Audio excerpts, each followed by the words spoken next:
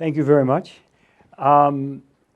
First, let me apologize. I haven't given this talk in a while, so I may be rusty here at the beginning. I always put in slides that I don't remember that I put in. So I just looked at this one. I said, what is that one? But this is a joke. And for those of you who have read your Karl Marx, this will be funny. For those of you who have not read Karl Marx in a few years, it won't be funny. But I was visiting a farm, and everybody, I think, knows, well, maybe I should ask this question. Does anybody know what this is? Sir? It's a cream separator, right? And they don't use, no one uses them anymore. But you may know that at one point in our history in the 1890s, the turn of the century and into the 20s and 30s, this was one of the biggest technological and personal freeing instruments built. I'll explain how it worked. But it's nothing now. It's just a flower pot. So to paraphrase Karl Marx, who said that capitalism would be consigned to the dustbin of history, I just think that this has now been consigned to the flower pots of history. You see that in milk cans, right? So I was speaking in an FFA group, I don't remember where, and I showed the picture of this, and I said, "Does anybody, know what this is?" Not a kid in the class knew what it was, and it got me to musing depressingly about history. So I'm going to try to muse happily about history. The clicky thing. There, good. You just let me know and I'll take care of it. I'll do that. Tell you what, I'll go moo, and then you can change it for me. So I'm driving out here tonight, or this afternoon, and this is although for the hills, it's not quite typical of your region, but this sort of says Wisconsin. I mean, if there's an icon of Wisconsin, this is close to it. We all know this scene, right? I mean, that's corn, that's alfalfa, maybe it's obviously a silo and the classic red barns and the white farmhouse. And yet, when I wrote my book, I wanted to read this better. So we see it, we think it's beautiful, we know it's part of us, but do we know what each of these things, how they grew? So what is the deeper soil that our dairy land grew from? And that's what history does for us. It tells us, I'll give you an example later on in my talk about the silo. The silo was one of the most important inventions and adoptions in at least agricultural history, if not most history. And yet we see it and we say, oh, nice little silo, but this changed the world. At least for Wisconsin farmers, not just dairy farmers. So that's what I want to do. I want to unveil what's behind this beautiful scene. Moo. So here's a plug for my book. My argument in my book is that learning to care for cows saved our soil. So dairying was the first great environmental or the first great sustainability movement. I'll explain that later on. Created our landscape. So that picture I just showed you, right? None of that before we had cows. Cows themselves, this is my conceit, changed all that. It created our landscape, the landscape I saw when I drove up here. It wouldn't look like that if it weren't for cows.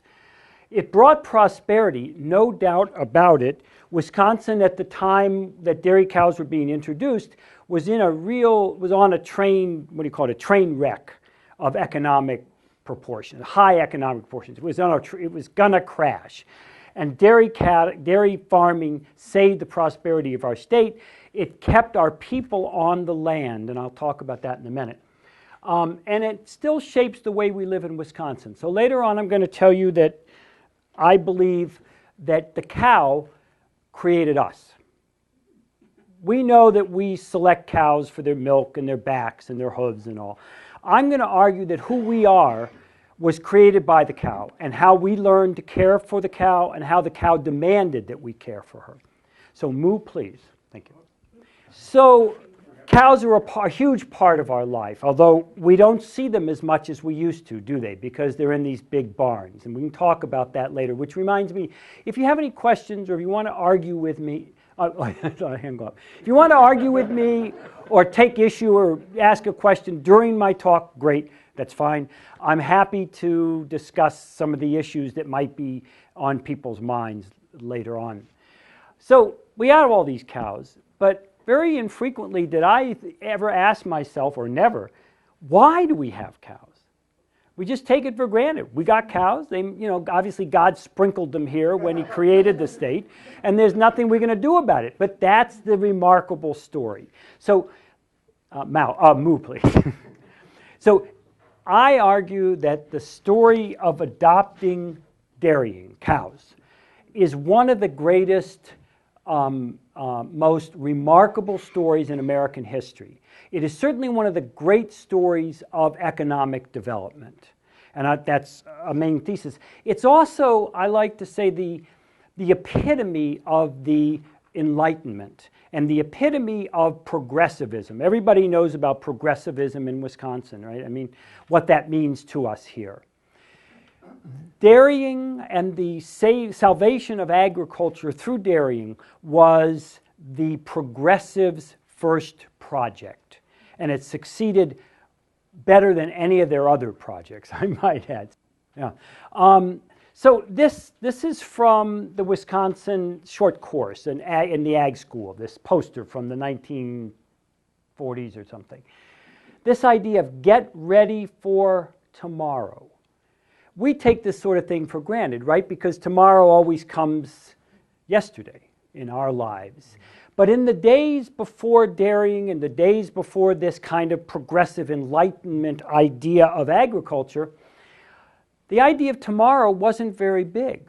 So what happened is this dairying introduced, and the whole Enlightenment, introduced this idea that tomorrow can be better. And that's really the secret behind Wisconsin's great growth. This idea, which is quite new in the world, that tomorrow could be better. So I like to say it's bringing the Enlightenment to the farm, the French Enlightenment. I sometimes have a picture of Voltaire. And I have a picture of Voltaire, and it says, Godfather of Wisconsin dairying. So now we can go along. Next.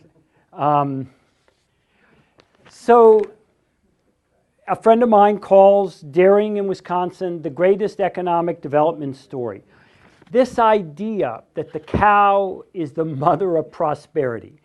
Again, this idea that farmers, and that means working men in those days, that farmers could be prosperous is, again, it's one of these really new ideas in the history of the world. And dairying was the cow that we rode the back of the cow to get there. Okay, let's see. I think I have a...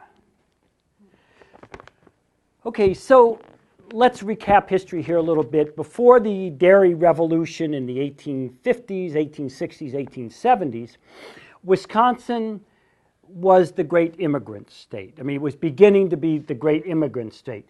And let's remember what Europe was like. Most of us couldn't own land in Europe. Most of us worked for the Lord, or whatever they called it in Germany, or whatever they were, the Graf. And they didn't own the land. They didn't have the incentive to improve, and all the things that we think of as our good capitalist ideas were precluded to our European ancestors. Obviously, this is why they came. So I want to read you a quote that I think goes with this picture. "Welcome to Wisconsin, all ye who wish to toil. Vast harvests are awaiting the tillers of her soil. Welcome to Wisconsin, all ye who come for gain. An empire's wealth lies hidden within her wide domain. Welcome to Wisconsin, all ye who would be free. The justice she dispenses is famed from sea to sea.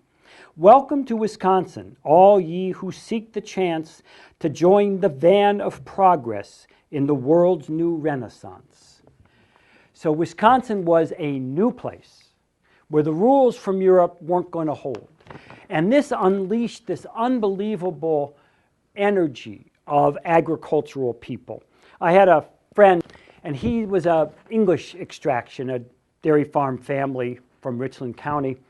And he said when the Bohemians first moved in, would have been the turn of the century or whatever, everyone was amazed because they would go down into the dark soil in the valleys, dig it out, drive it up to the ridges, and put it out, and incorporated into the ridges. He said he had never seen work like this, that was sort of very unusual.